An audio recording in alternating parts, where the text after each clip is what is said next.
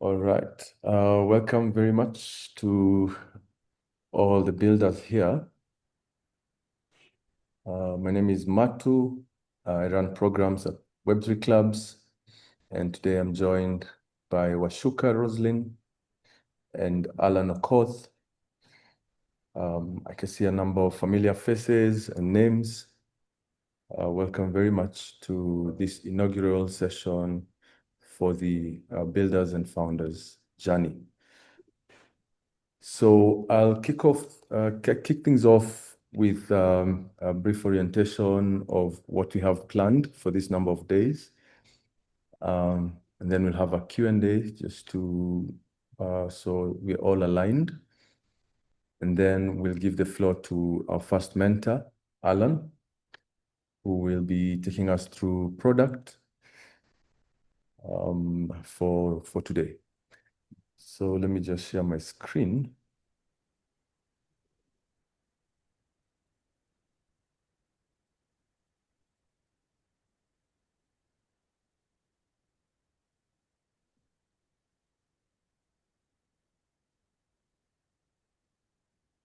My screen is visible to all.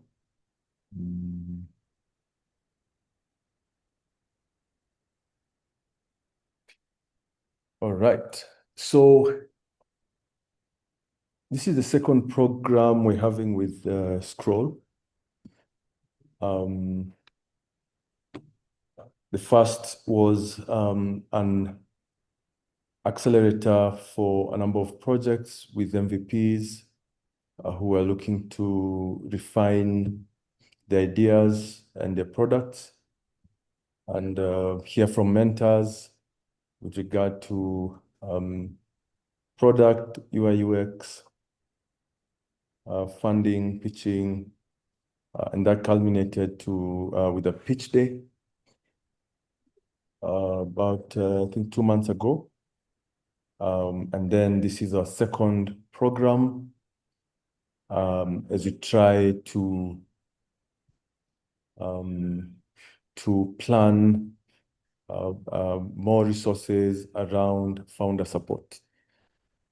So our partners, Scroll, has been quite supportive, and this specific program is mostly focused on go-to-market.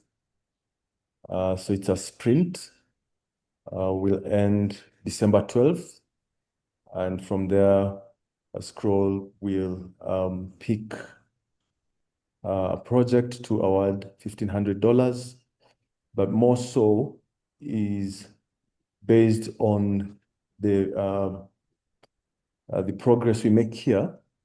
Scroll is also making plans as we go into the next year to support the projects that come out of this and the previous program.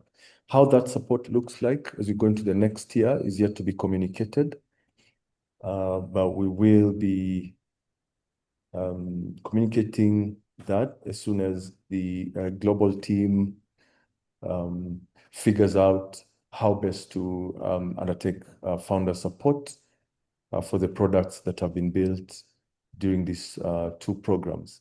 So one of the criteria for this program is having deployed on Scroll, or at least having your Web3 product done already. And one of the more important focus areas is go-to-market. So we'll be focused on creating 6 months go-to-market plans for the products in this program. And that document is mostly what will be guiding how support looks like as we get into the next year. So there are 5 official sessions starting today with different mentors. Allan from HuruPay will be with us today. Tomorrow we'll have a UI UX session And then on Wednesday, same time, 4 p.m. East Africa time, we'll have a growth and marketing session. And then we'll have a funding and investor readiness session on Thursday. We'll have a recap on Friday.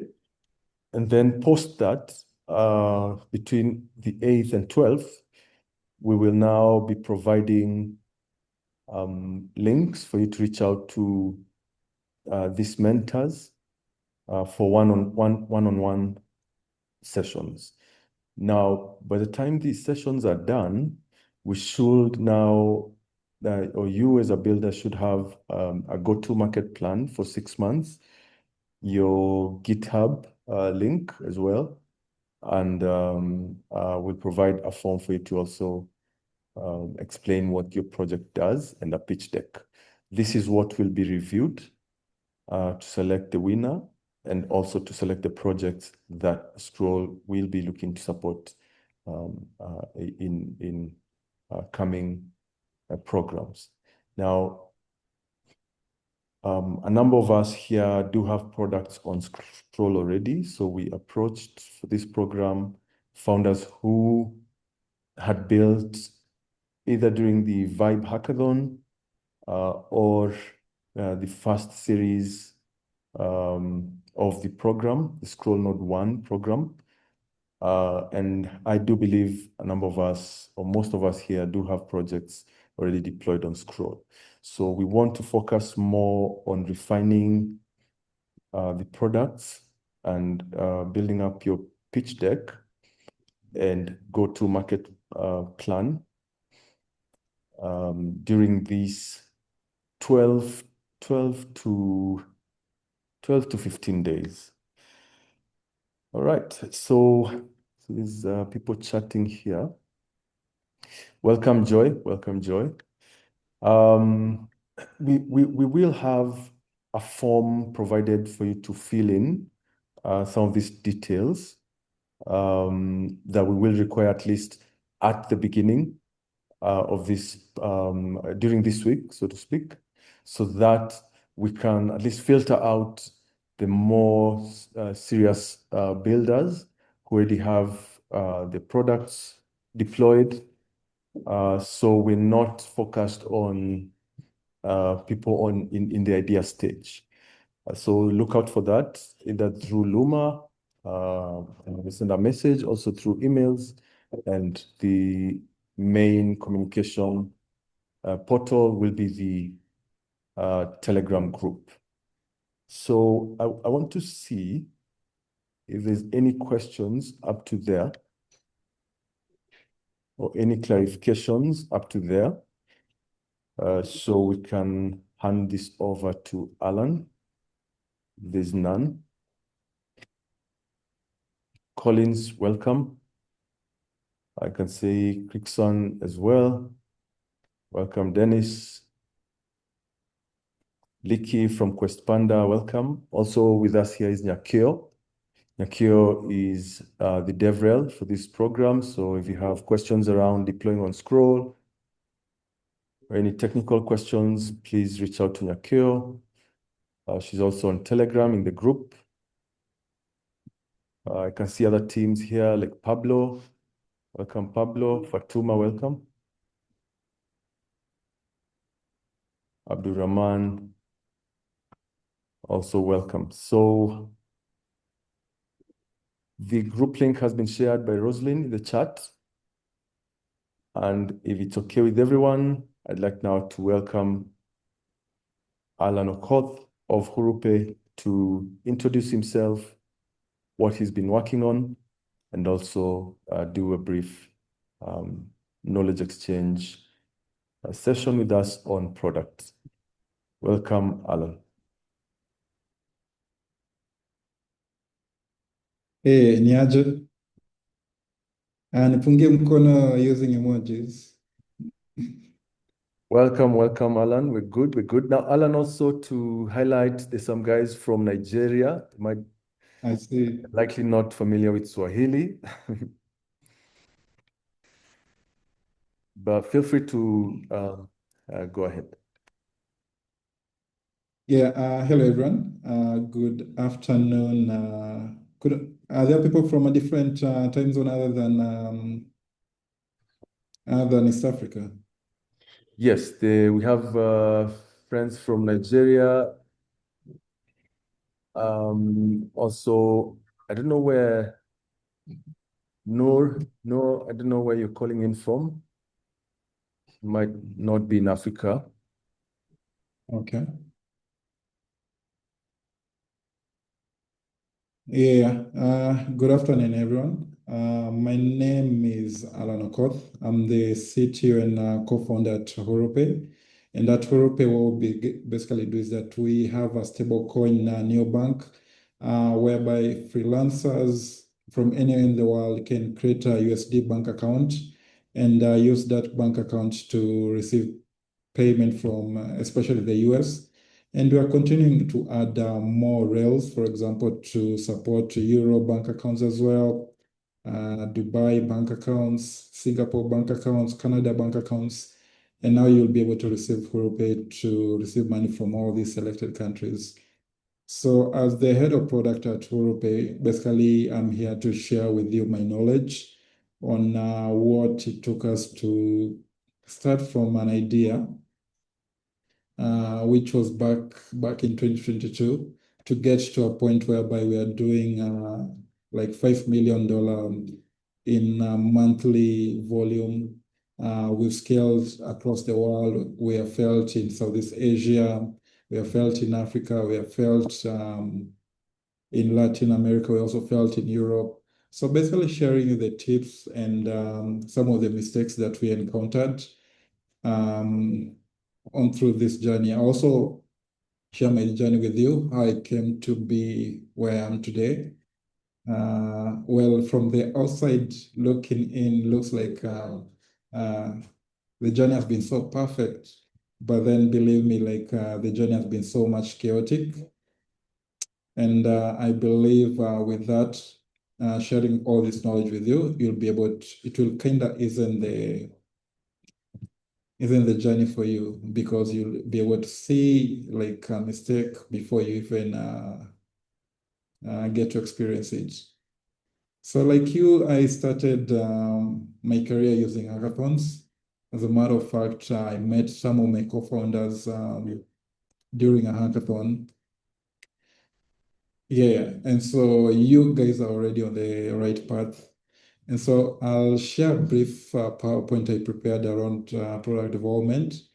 And then later on, I'll also ask you to prepare some of the questions and expectations that you have in mind so that now I can tailor my content around your needs rather than around to what I think you guys need to hear. Yeah. So, Matu, my screen is visible? Yes, it is. Yeah. So this is you're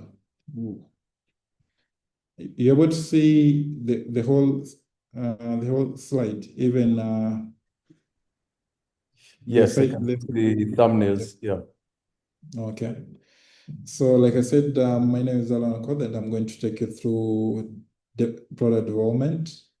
And these are some of the objectives that I have in mind to evaluate the strength of their current product market fit, identify growth blockers and opportunities, improve validation and measurement practices, and also refine their roadmap for scaling. So I would also like to bring up the idea that product development is so deep. Uh, there's going to be lots of also homework, things that you're going to do back at home, and then we revise later on during our one-on-one meetings. And then we set new KPIs, and then later we review until we find something that's working. And so the purpose of this presentation today is just give you an intro and basically the outline of the program. And then we'll collaborate with Matu and Web3 Club and see how best to tailor these sessions when it comes to product development because it's so deep and sometimes 30 minutes, one session for 30 minutes might not be enough for some of you guys. And so for today, I'll just go through the outline and outline the key aspects of product development that are going to be important. So like the first session will be around understanding product market fit. Basically look for those insights that give you an idea of whether users love your product, are they engaging with your product often, and also whether you are solving a painful problem for your users. And then at the end of the day, we are doing business. And so it's much important that we have paying customers. And so is your product, for example, for HuruPay, basically most of our users use it for payroll. And so the frequency of use is basically once or twice at most. And so we have to assess whether users are willing to pay for it on a daily basis or is it on a monthly basis. But then now, since we understand that our users are people who depend on salary at the end of the month, then at least we can adjust our expectation that they're going to pay once in a month. And so for something like Expendi, something like Responder, definitely your insights are going to be totally different because I believe something like Expendi, you can pay rent. You can still use Expendi to pay bills, automate some of your subscription. And so the frequency of usage is going to be different from what we have at HuruPay.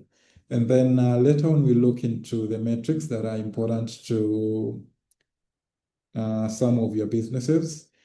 For this one, I like to believe it's best to do it individually because at least with then we can have a personalization so that we can go deeper into, for example, Questpanda or Expendi and get to have personal metrics that you need to track because at the end of the day, all businesses are not same in any way.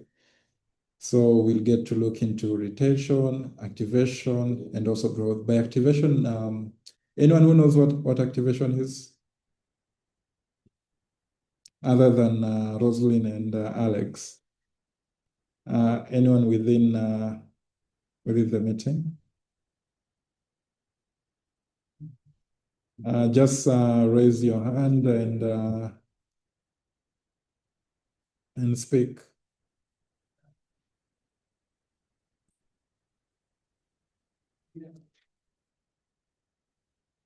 Anyone willing to share the insights of what they understand by activation or retention?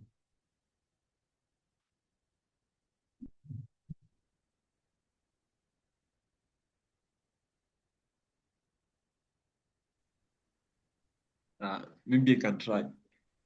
Okay, sure. I think activation Yeah. is the process of getting your users to start using your product. Perfect.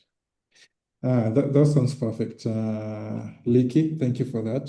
What about retention? Or someone else or me?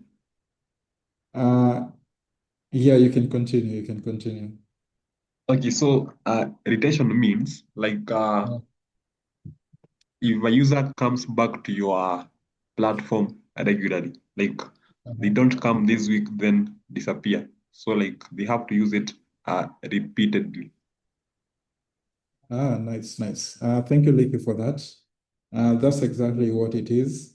And so for the one-on-one session, we are going to basically go deep into what retention and activation means for your own businesses and products, and also look into growth. This will be one of the homework that I'm going to give you, basically just to assess your product market fit. Are you solving the real problem? Are users engaging with your product? And what's the retention and growth potential of your respective product? The next slide touches on growth and scaling challenges. So we'll also look into, for your own personal product, areas in which need improvement. For example, is your onboarding flow hard for users to understand, that making them not to continue using your product? Isn't your product sticky enough, that's causing low engagement and retention among your users? Aren't your users, by repeat customers means basically that are people using your product, are they going to use your product the following month, the following week, the following year, repeatedly? And also weak feedback loops.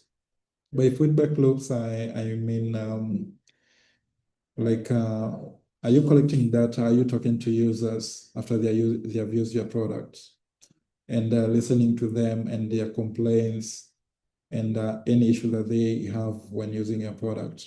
Because when the feedback loops are kind of weak, then you won't understand what your users are going through. And so we are all going to look into all these blockers and try to see how we can address them for your own products. And then this is on the opportunity sides, basically ways in which we can implement some frameworks to help you with the referral, partnership, and also feature prioritization based on the usage data. Yes, now on to the next slide, which is around data-driven validation. So basically, it's use of existing data to validate assumptions and get tracks, metrics around daily active users, monthly active users, churn, activation, retention, and cohort behavior, and also get to do experimentation, feature flags, and pricing experiments.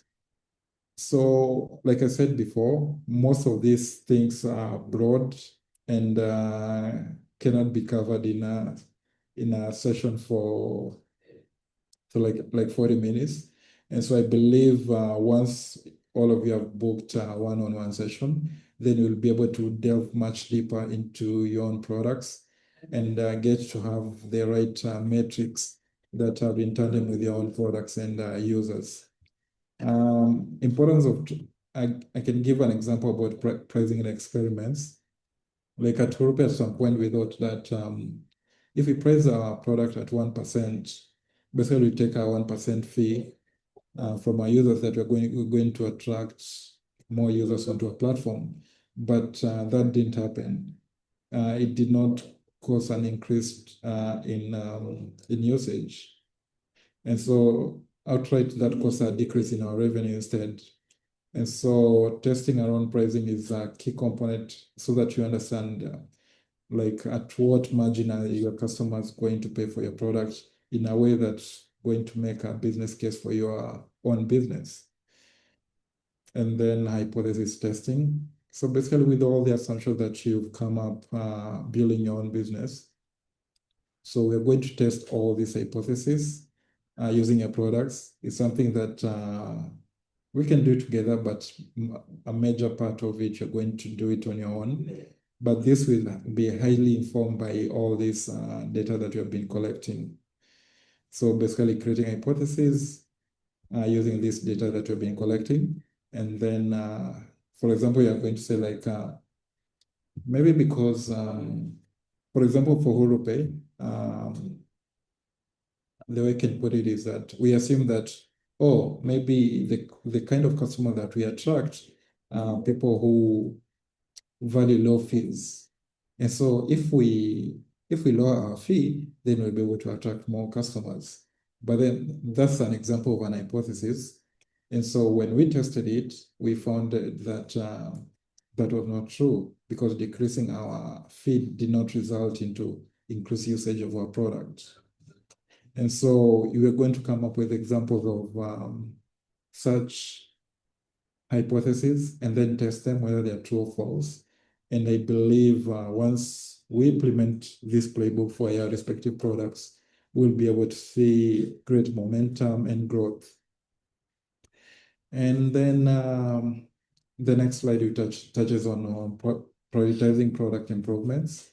So basically, this is around the actions that you are going to take into improving your product. There are those products that definitely require lots of effort, but then has a low effect when it comes to probably increasing your margins or increasing your usage, things like that. And so since we have a very short time span, one of the things that we'll be able to touch on is actions that are very have low effort, but then they're going to cause they're going to have a huge impact on the metric that you're tracking. Other than that, product roadmap for scaling, we'll look into the short-term goals, midterm goals, and also long-term goals, and then expand market, things like that. And then some of the tools that we've been using at HuruPay to track some of these metrics are like Mixpanel, Amplitude, and Firebase for tracking how users are using our product, and also use Typeform for collecting surveys, and Optimizely for experimentation. I'll share this slide with you so that at least you have something to, it can help us align when it comes to expectations. So like I said, just a brief overview. These are my objective with you along this program will be to evaluate the current strength of your current product market fit, identify growth blockers and opportunities, improve validation and measurement practices, and then refine your roadmap for scaling. I believe that sets a clear agenda of how we are going to engage on our way forward. Up to that point, anyone who has a question or a comment or anything?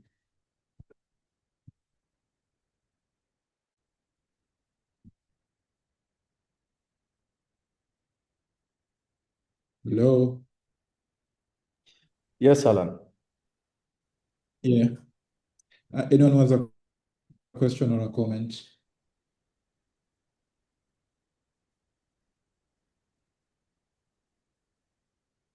So I Yeah, think, yes, go personally, ahead. personally, I'm just excited to get like real feedback from guys who've been doing this. So, for example, I'm thinking about adjusting your margins or your costing, and assuming that will make a difference, and it might not even do that. So it's just interesting for me.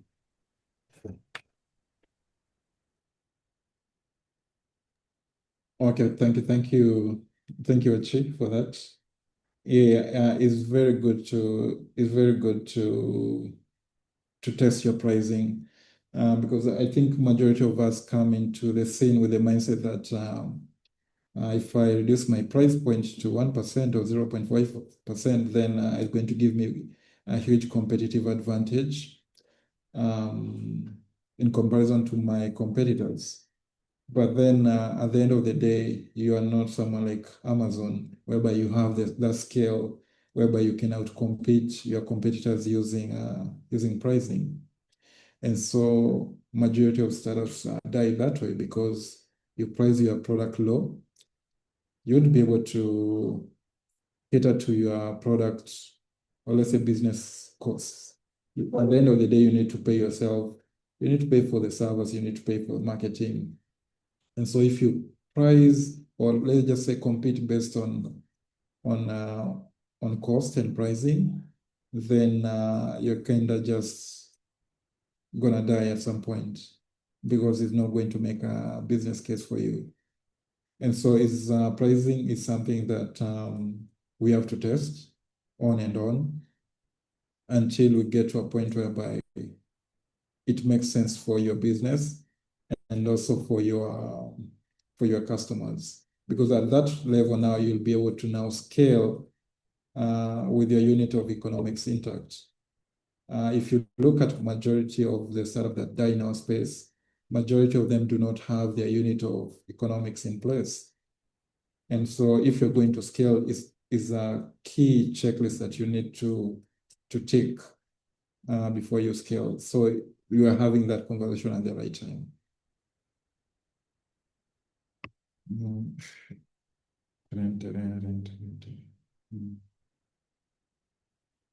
Anyone wants a comment? Probably I can. I have a question, Allan. Sure. So with HuruPay, since you're serving very different kind of markets, you're in Africa, South America, Asia. Are you in Europe, North America as well? Yeah, we're everywhere. Okay, so how do you build a product, or how did you figure out pricing for these different markets? I'd say our pricing. Are you guys able to see me? Yes, I can see you. Yeah. Like our pricing is not customized for all these different markets. We just have one standard pricing that caters to the whole world. And for that, what we basically did, we tried to lower our fees, and expecting that we're going to see like improved usage. But then that's not what the case. After a month or two, our usage didn't increase, our revenue never increased. And so it was kind of just an experimentation that never led to anything. What we got to understand is that our users are not the people who are attracted to our platform because of our cheaper services. Actually, having a bank account in the US is something that's very big. Can you imagine, like, Donald Trump has a bank account and is able to do business in the US? And now HuruPay gives you the same ability to have a bank account in the US, and you can just do business the same way Donald Trump does. Whether you want to receive money, you want to purchase an apartment, you can basically do that. And to come think of it, that's a huge thing. And so I believe that's the value that most of our users were looking at, were getting from using our solution. And so this touches upon the point of basically understanding your users, especially now that we're having a conversation around go-to-market strategy. You need to understand your users in out better than your competitors do. That's the only way you're going to address their solution in a way that no one else is capable of. Without that, then any computer can come into your space and outcompete you. And so for me, just part of my journey here is that I got into this scene in 2013. So for me, I saw a movie about hacking and was interested with that kind of magic. People are just able to hack in different regions. Like I'm in Kenya, but you're able to hack someone who's in North Korea. So I kind of like that type of magic, and that's what pulled me into software engineering. But then one semester into software engineering, I just found it to be so boring. The idea of sitting behind a desk coding most of the time, not meeting people, I found it so boring. And so I started exploring different careers. For me, that exploration was house music DJ. So while still in university, I was a house music DJ, DJed for like 3 years. And around 2017, I started feeling pain in my ear because of playing loud music. And as a result, I had to make a decision whereby, do I continue with DJing or do I stop? And so I made the decision to stop because I did not want to end deaf. And as a result, it was during my final year project whereby during the final year project is that we are tasked with creating a project for your course. And for me, I designed an application called Beacon Chat. Basically, and Beacon Chat was supposed to be an insurance just in case I became deaf. I still have a way of communicating. And that right there give you an aspect of whereby I was designing a solution for myself. I knew that problem just in case I became deaf better than anyone else who was around me, and came up with a solution for it. So that I believe give insights to how best to approach your product development, that you should have deeper insight about how your user are using a product and the problem that majority of the people you're addressing this problem for, how are they experiencing the pain points and how deep are those pain points? Are you giving a vitamin or you're giving a painkiller? So down the road, after finishing university, I went into the unemployment world. Nairobi welcomed me with safe hands, and I got an internship at an incubator called iHub. And then at the end of the internship, I decided let me try this entrepreneurship thing.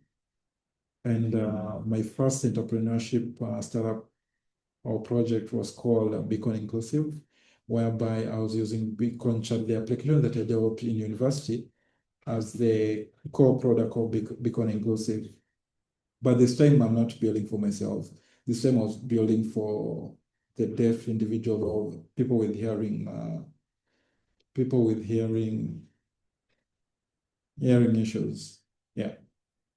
So, but then the thing is that I never understood their pain points because I was still part of the hearing world.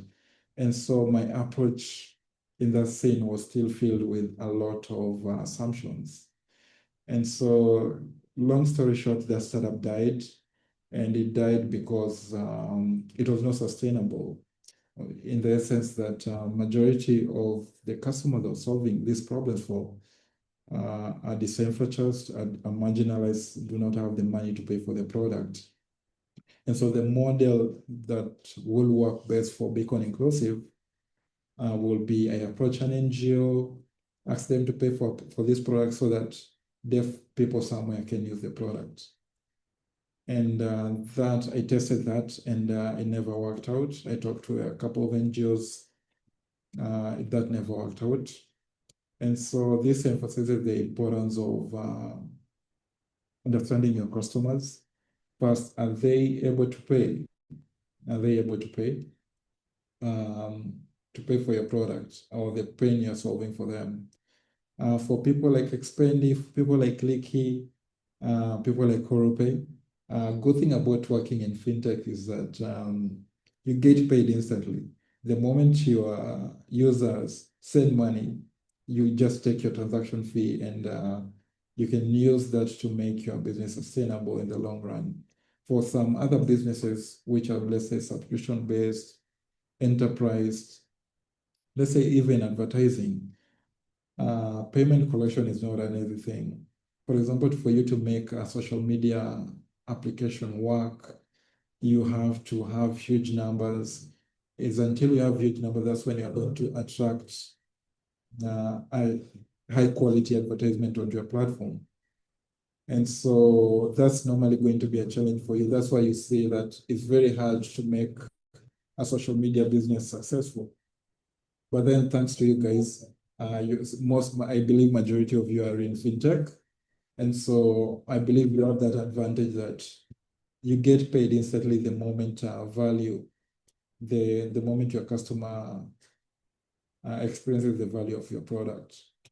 So back to 2021, like majority of you guys were still unemployed. You still don't know whether your startup is going to work. You take advantage of hackathons. So that's how I started, like majority of you. So around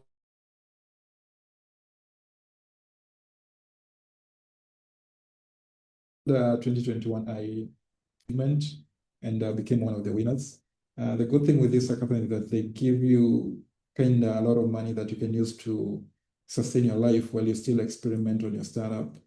So by this time, Bitcoin Inclusive was already dead and gone. And so just exploring ideas around blockchain.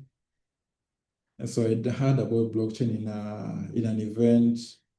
And so I thought, let me travel a little bit since I had the money. So I moved to Rwanda. I do not know anyone. I did not have any job in Rwanda. I just moved. My goal there was to basically start a new life, build my network from ground scratch. And also I believe that idea that majority of technologies in the world normally start in the West. And then you have 1 or 2 years before Africa catches up. And so I'd seen the potential of blockchain, and so that at least Kenya is starting to get ahead of blockchain. Let me go to a place like Rwanda, whereby blockchain is still new. So there's a high chance I can create my network and my net worth from scratch and be the go-to person when it comes to blockchain development, blockchain consulting. So yeah, I went to Rwanda, started life there. Unfortunately, by month 1, my savings ran out, and I had to look for a job. And part of that, I had to subscribe to online courses so that I can upskill around blockchain. And I took a course around near smart contract development. And apparently also my co-founders, Philip and also James, were participant in that program. And because I was intentional about building my network and my net worth in Rwanda, I was intentional about participating in that program. So very active in class, and I used to be that kid who presents assignments on time, present in front of the class, things like that. It was an online. So I will take advantage of all those opportunities. So at the end of the course, basically Philip approached me and asked me whether I would love to join HuruPay. And that's how I joined HuruPay. At the time, I never had any React Native skills or any skills that would be valuable to HuruPay other than blockchain development. What they needed was a mobile app developer. And what I had was basically an Android Java developer. And so this, my process involved a lot of learnings. Like I was employed, I was given a role which I never had the skill set to deliver on the responsibility that came with the role. And so the whole of 2022 basically was learning React.js, and thanks to the Web3 community, there's very little gatekeeping, and so asking for help is so much easy. Like even after this, you can ask for help regarding any issues, and I'll still be open to help you. Like right now, I'm sharing knowledge. Yeah. And so don't ever be afraid asking for help. And yeah, so that was around 2022. I used my Android Java skills to come up with a prototype and just to try to validate the idea whether validate. I've seen something from Web3 class, like a notification. I think I had internet issues, but I'm back. Sorry, you missed out a big chunk.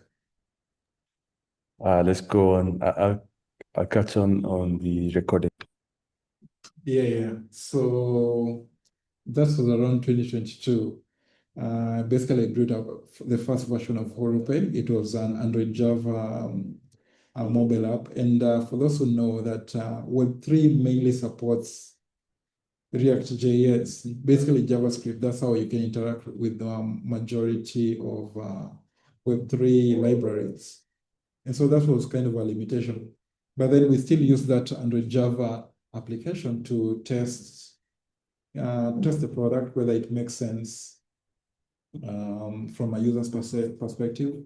And then the other idea was that we're also solving that problem for ourselves, in the sense that at the time Philip was based in Ghana, I was based in Rwanda, and then James was based in Kenya. And before I joined HuruPay, I joined as a freelancer. And at some point, they struggled a lot sending me money to develop the first version of HuruPay. 2 months later, I joined full time. Once I saw that there was clarity in the vision. So on to 2023, I like the idea of Celo, whereby you can send money to a phone number that's linked to your wallet address. So that feature made us develop on Celo, and majority of us were beginners, like majority of you. We didn't know much about regulation. The regulations were not in place. Much of the conversation by regulators were not being held online. And so we're just moving through assumption and guesswork. So we thought like, we'll build a product, integrate with M-Pesa, and we'll be able to send each other money easily. And so we built the product, but then approaching Safaricom, we faced a very big blocker, because we're basically a payment platform and regulated. And so you guys, I believe you know about this issue more, in the sense that for you to integrate Safaricom APIs, you need to be licensed, and we are not. So that was a blocker number one. So it was a huge moment for us, in the sense that we had to make a decision whether to close the company or to continue. And so at that point, the decision we made is that let's start with P2P. For example, now if someone wanted to send money, they will first, from let's say Rwanda to Ghana, they will first send the money to my Momo MTN account. And then on the other side, I'll tell Philip, I'll send this money to this particular recipient. And basically that's how HuruPay started. It was jokes, though it worked best for us, in the sense that we will get to have conversation with your customers, get to understand their pain points, their needs, and now incorporate all the feedback into building a product that addresses their needs. So as much as it was an experiment, I believe is one of those pivotal experiments. And the other thing that worked in our advantage was that our first customers were students in universities. Philip was in university, James was in university. I was the only one just freelancing outside there. And so we were solving problems for people whom we understood their needs. And also with the fact that we were not able to integrate with M-Pesa, it also gives us flexibility to play with our margins a little bit. We play with our margin and also business model. At first, the idea was, we did not have that idea that we take a fee when you deposit, or we take a fee when you off-ramp. Our idea was that just send, and then we play with we take, let's say, for example, 1%, and then we remit the rest. But then with the fact that we are not able to integrate with M-Pesa, basically we change our business model to, when you deposit, there's a fee you pay. When you withdraw, then there's a fee you also pay. And then the other model that worked for us in the beginning is that the recipient never needed to have the HuruPay app.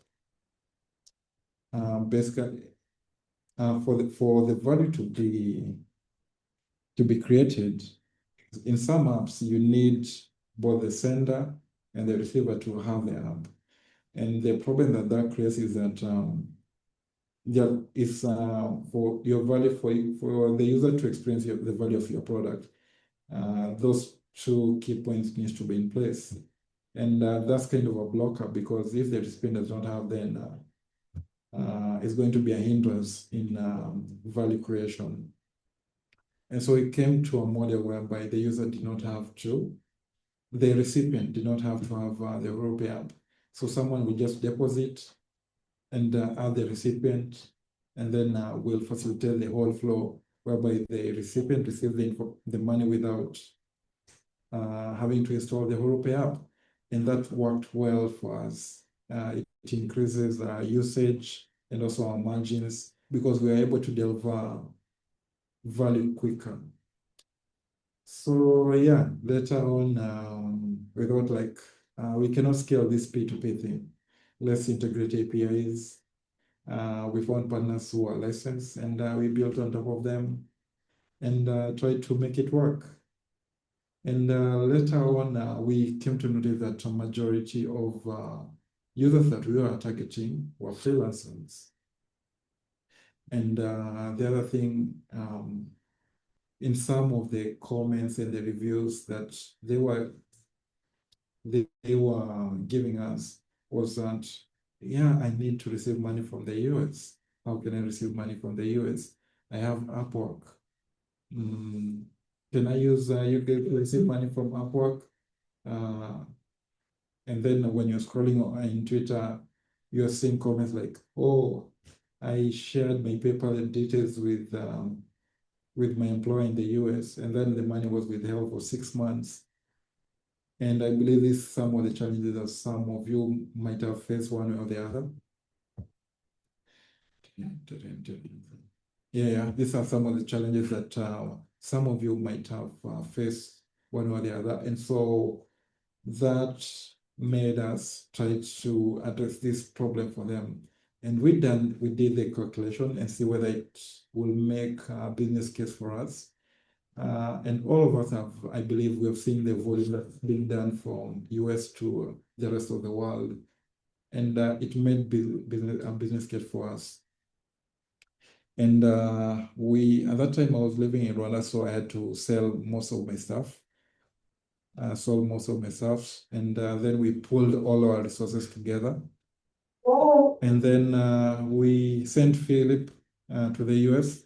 Everyone had to make a sacrifice one or the other. James quit his job. For me, basically, I had very little savings. So part of my contribution involved selling some of my house items, the ones that I had in Rwanda. And also Philip, the sacrifice that he made was to quit school for us to pull this thing through. So yeah, that was 2024. And I believe some of you have heard about the HuruPay journey. And there's a part whereby we mentioned that we met for the first time in 2024 in person. So I believe this is key in your go-to-market strategy, or even in the entrepreneurship journey. The people you have around you, the people that you trust, are they the people you can close your eyes and trust them? Do you have shared vision? Things like that is very important to have people like that around you when you're building a company. So for HuruPay, we worked on that product for 2 years without meeting. We met for the first time in 2024. Basically, tried to go. It was like a team bonding session we did in Rwanda, and then from there, Philip left for the US. And basically, because I had nothing left in Rwanda, I moved back in Kenya. And started life upground. Well, to come think of it, is a bet that worked out for us, in the sense that Philip going to the US, he was also able to get us investment and funding. And also he was able to get us a partner who would help us facilitate US to the rest of the world flows. And that became what HuruPay is now. And I believe the other important part of growth and go-to-market strategy that's important to you, other than understanding your customer, is have you put mechanism and frameworks in place to understand how your users are using your products? You know, at the end of the day, you cannot also depend solely on the feedback that the user is giving you. I believe there's a quote that Henry Ford normally says that if I'd asked people back then what they need, they will have told me that they want a faster horse. At that time, most of the transport that was being done was through horse back in New York. And so Henry Ford is the person who came up with automobiles and everything. And so in that case, if we had asked people what they need, people will have told me that they want a faster horse and things like that. But then by discerning users' needs and gets to be visionary, then you're able to come up with something revolutionary that still address users' pain points. And so for Henry Ford, that was to come up with cars. Yeah. And so beyond looking at what your users are telling you, it's also good to understand some of the pain points that they're not telling you. And some of this, you can only get some of these insights by looking and analyzing how your users are using your product. And that's how you're going to notice, for example, if you have a retention problem, if you have an activation problem, if you have a churn problem. That's how you're going to notice some of these problems. And in part of my engagement with you, we'll explore tools like Mixpanel, tools like Amplitude, also tools like Firebase Analytics, and see best how we can integrate so that you can see some of the blockers that your users normally experience when they are using your product. For example, you might find that, you're able to do very huge marketing, but then majority of your consumers download your app, but they do not finish sign up. So if you do not have a way of looking into such data, then you'll be blind. And in your GTM, you don't want a situation whereby you're blind. And so by integrating platform like Mixpanel, then you'll be able to understand the loops, the activation loops, where your users stuck.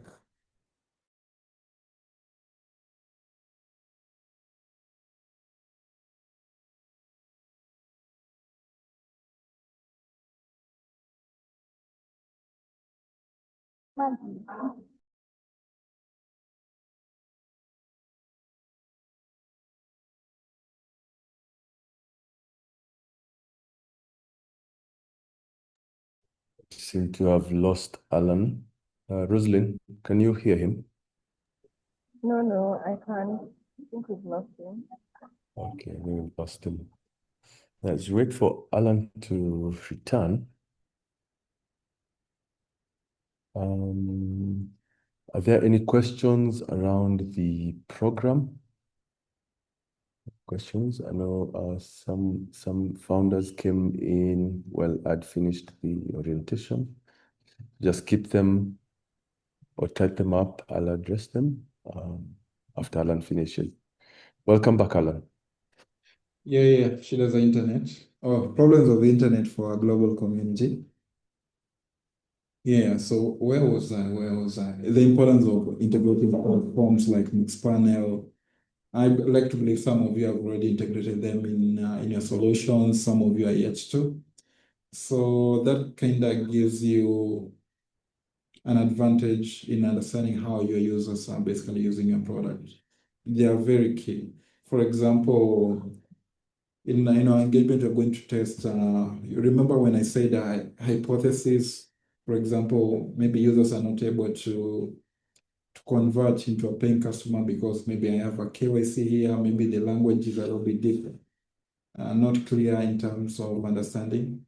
So basically, when we make an assumption and then we think that this is the issue, then we implement a solution, we still have to come back to a platform like Mixpanel and Amplitude to check whether the changes that we made in our product, did they work or not?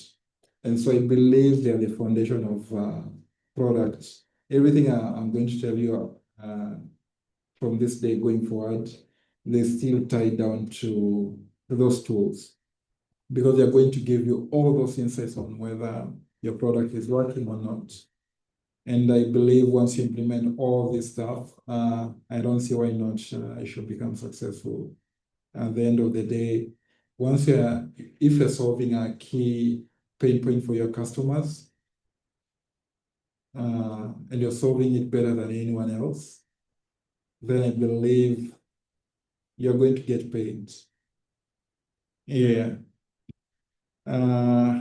Is there a part that people feel that I haven't addressed? Steve, John, Mary, any point around product. But deep down, I just want to give you, just to let you know that this is just a summary. Product development is more deeper than this, and it will be more around execution than talking. Awesome. So thank you, Allan. I think as you interact with the founders and get to know what they're building, we'll be able to surface engagement points, knowledge exchange points, even in a more hands-on way. Thank you for sharing HuruPay's story. I didn't know most of what you shared. I know HuruPay has been very vocal lately. I've seen you doing vlogs and interviews and podcasts. I'll catch up with those as well. Someone is asking for you to share the slides. You can in the Telegram group. That would be really good. If anyone of you is in the Telegram, yes. I've shared with Rosalind. Okay, Rosalind then will share. So Rosalind had shared the Telegram link. Please do use that link to join the group, which is where we're making most of the communication. Other than that, I think I'd like to call the session to a close. We'll get Allan's link, Calendly link, I believe, Allan, for people to book calls or what's easy. Yeah. I've also shared that with Rosalind as well. Okay. Then we'll share that with the founders and we can get started. I think you also know some of the founders here, Dennis, Chiza, Collins as well, and Licky. I think you know Anwar. But it'd be interesting to see the go-to-market plans from each one of us. I know there's some projects that have been started this already. So getting feedback from you would be much welcome during the sessions. So can we have like 5 more minutes? Maybe if everyone can give a one-liner on the product they're working on, just to give me context, so that when I'm doing my homework, at least I have something to refer back to. Indeed, I think let me call out their names. Then we can start with Collins Bipesa. Just a one-liner of what you're building. Okay, thank you, Alice. Hi, Allan. So we are building Bipesa. Bipesa is a mobile money platform that leverages on the existing agent network. So we are building a whole infrastructure of an agent network allowing users to basically cash in, cash out from any location in any currency. And we are leveraging stablecoins on the blockchain. Yeah. Perfect. Okay. Probably we can have a structure of pain, problem, pain, and then solution, and some uniqueness. The next person. Crickson Joseph. Okay, so hi everyone. So I'm creating a collaborative platform for developers. This to help developers who have unfinished projects post their projects and other developers can revive them. The platform developers can send crypto as tokens of appreciation to other developers who have revived projects. Yeah, it's around that. Okay, great. Thank you, Crickson. Awesome. Dennis Kimadi. Yeah. So I'm building a project called Expendi, and ideally, Expendi is supposed to be ideally supposed to be a financial management tool for crypto natives to help you manage your finances, to be able to track your expenses, split expenses. You can be able to do auto savings as well, together with investing, all under one platform. So that's what Expendi is all about, basically to give you a tool to be able to manage your finances. So right now the tool is to be used for crypto natives, but we're also onboarding, making the user experience seamless for non-native crypto users to be able to get onboarded. Yeah, so pretty much that's Expendi. I think I know Expendi. I know your co-founder Chiza.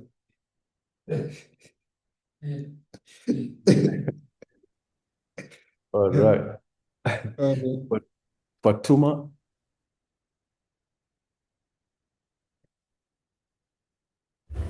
Hi guys, I'm Fatuma and I don't know. Is it okay to have a new project? I feel like I want to start over. Sure, no worries. Okay, Yeah. so yeah. I know I previously wanted to submit this link, but I have an idea that I feel like will be more viable and has more activation potential. Yeah, I think that's a good place to start. So, so reach out to Washuka to see how that looks like. If you need support around on a pre-MVP stage, there'll be limited support for that, but I believe just start out as soon as possible so that when you get to meet the mentors, you already have your MVP, and then you can get sessions with them. Okay, thank you. Thank you, Fatuma. The next is Frank. Does she want to also expand on the new idea that she's going to work on?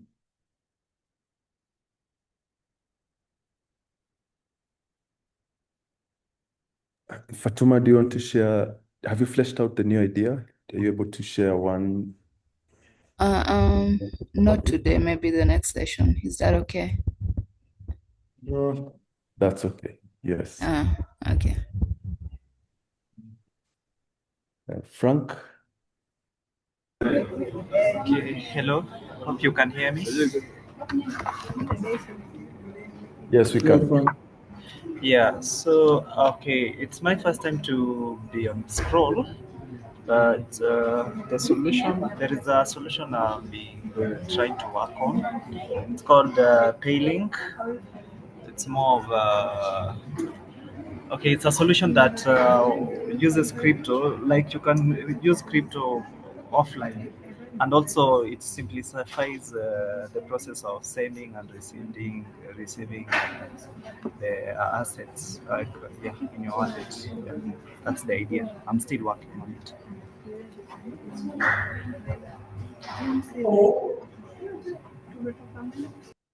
Thank you, Frank. All right, Yano, welcome. Thank you, Martin. My product is a prediction market for football sport, and I'm going for a mini pay, like not mini pay design, but a mini app kind of thing where like you can embed it into even your screen on the car as long as the software is Android. All right, I don't know if it's on my side. Yeah. Allan, are you able to make out what Yano is saying? I know his project. I just know it's a prediction market. Predictions, yeah? Yeah, something similar to Polymarket, I think. All right. So Yano, we were not able to catch what you said clearly, but feel free to type in the chat. Joshua David.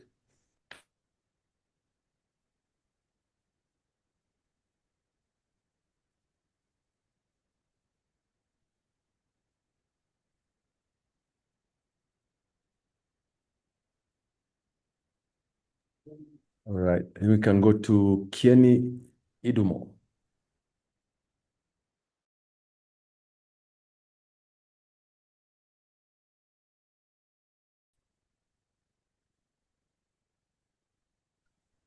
Okay, thank you so much, Alan. I don't know if you can hear me. Yes, we can. Okay, thank you so much for everything you said. I have not started building a project, okay, but I'm building a community that I will be integrating some what's it called? Um I'm still looking for the word sorry. Integrating some kind of for example, it's a it's an education platform, okay, it's a community to educate people about the restrictions. And um, we have our classes. I'm going to be introducing some this word, a kind of I'll remember, I'll remember, but I'm going to be introducing something. And that is why I didn't get this in chat. But I'll share more about it tomorrow. Thank Am you. I Thank you, doing- Kieni. Yes. Yeah, feel free to share more on your idea in the chat, also in the Telegram group. Also, I encourage everyone to share what they're building in the Telegram group. The mentors are there. Share any links you have as well to your project, a description of it. Next, I think we can go to Liki Njero. Okay, thank you, Matu. So, am I audible? Yes. Okay, so I'm building Quest Panda. So the motivation behind Quest Panda is to give more people in Africa a chance to make money online. So it's a platform whereby you can do daily tasks and so how you work is that we have in the crypto ecosystem, we saw there's a gap whereby we have many products which are launching on a daily basis, and only a few number of those products end up in the hands of users. So we wanted to bridge this gap to help more products get into users.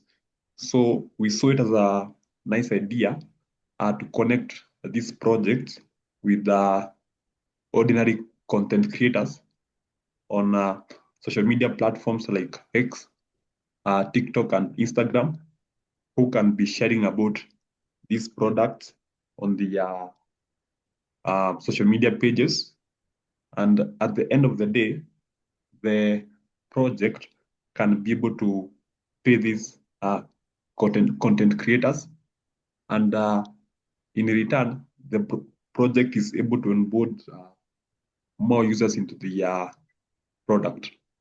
Yeah, so that's the problem you're solving. Thank you. Thank you, Leki.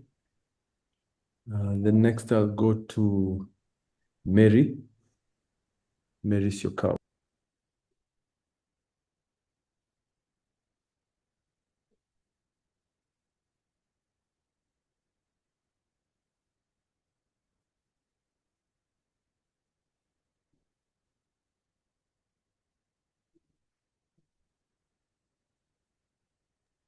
Okay, you can go to Mokwa Moffat.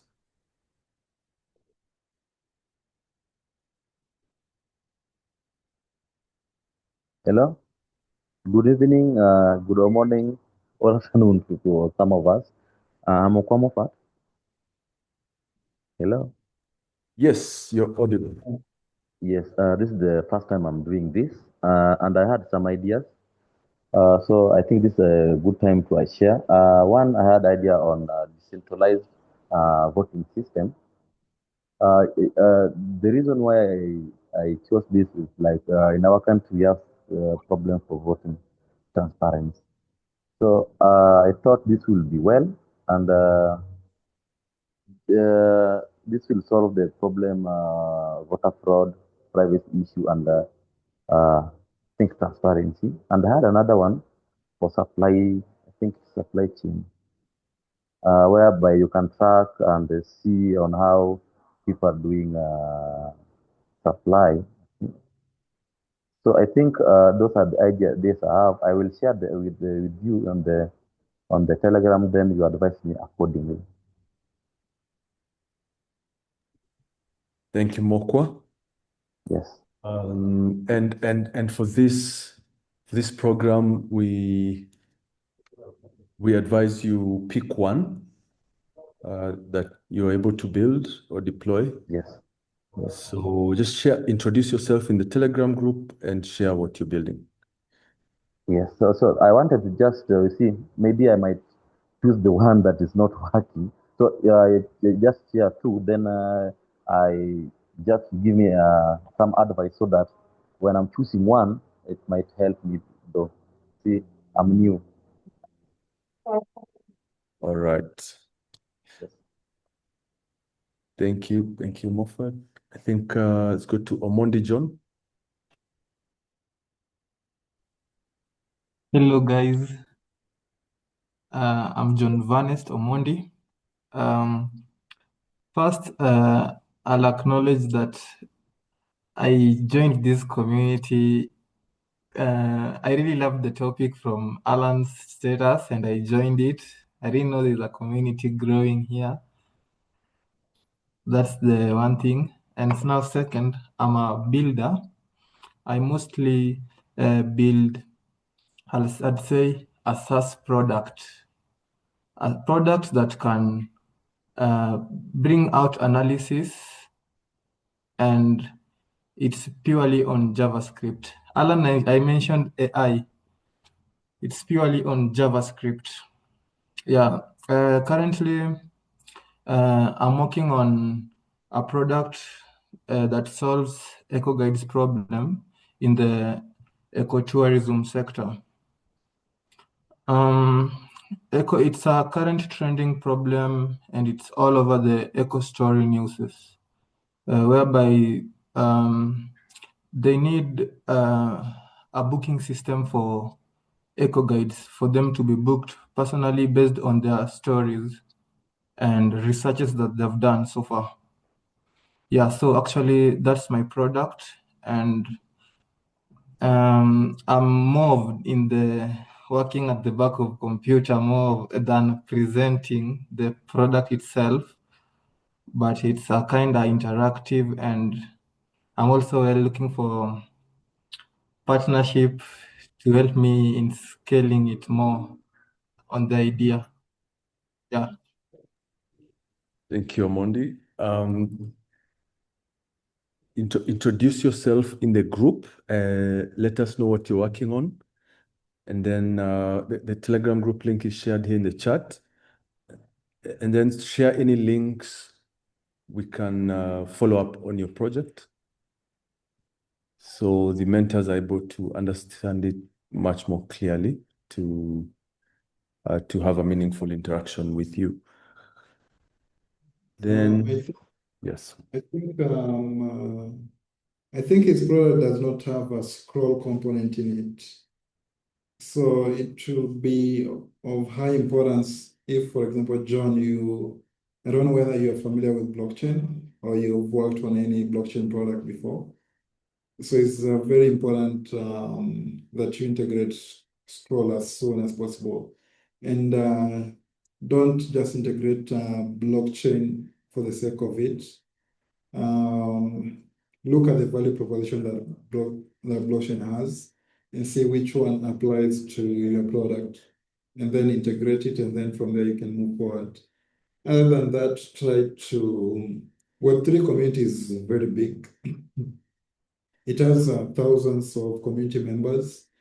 So for example, if you're looking for someone to collaborate with, you can find within Web3, and they can help you with the idea as well. Matu, back to you. Indeed. So for each of us, if you have any asks that you want to pose to community, please do so in your introduction. So maybe John, you can say what you're building and what your ask is or what you're looking for, whatever it is. So I think I encourage the format even for the people who've already deployed and figured out the ideas. Just say what your ask is, because if this is going into your GTM, or how to figure it out is going into your plans for the next few months, just have it also in your blab, your introduction. So if you're looking for funding, just start speaking it out in every conversation as well. Introduce yourself, your product, and what you're looking for. So Steve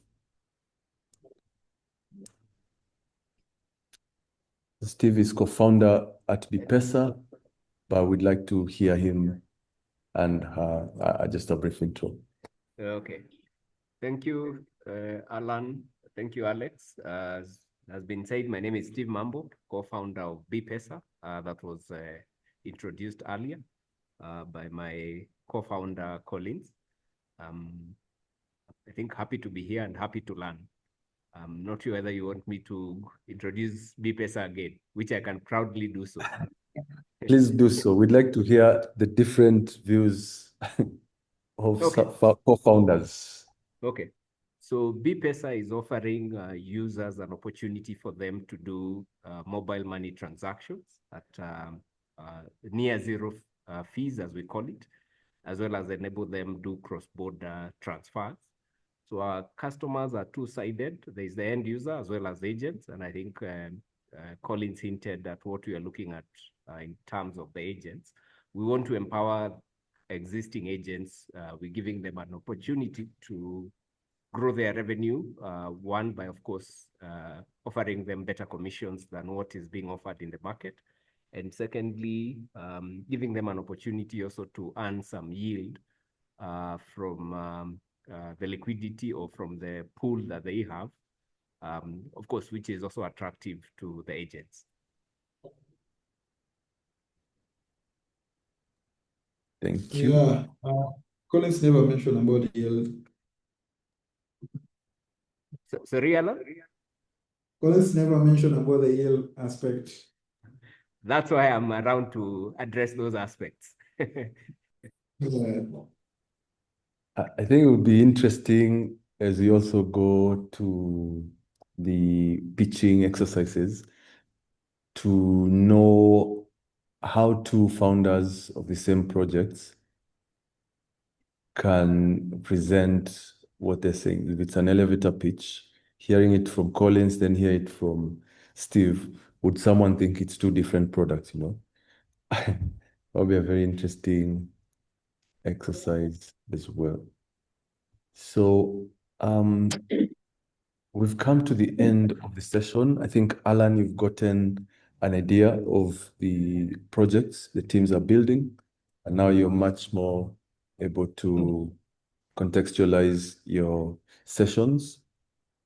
So other than that, I'd like to say thank you to everyone.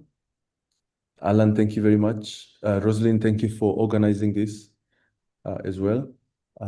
Tomorrow, same time, we'll have doc of designs, review our UI UX. So be ready to share what you're working on. That could be your landing page for feedback after his session or during his session. So I think mine is to wish you a good rest of the day, and let's chat more in the group. Thank you very much. Yeah, thank you, everyone. I know we promised you 1 hour, but we've exited with 31 minutes. But I'd like to believe you got value from the extra 31 minutes of your time. Yeah. Oh, I'd like to give you an assignment. Please, before you book your one-on-one, have your target audience in place. That will help us get started on our one-on-one meetings. And also the problem we are solving. I think what I can do, basically just come up with a template I can share within the group. And you can fill that template, and then that is going to inform our first product session. And then we'll coordinate with Alex and Rosalind and see how many sessions we're going to have, so that give us enough time to go deep into your products. Thank you. Thank you for staying. I'm used to people leaving before the meeting ends. Thank you, Allan. Thank you very much.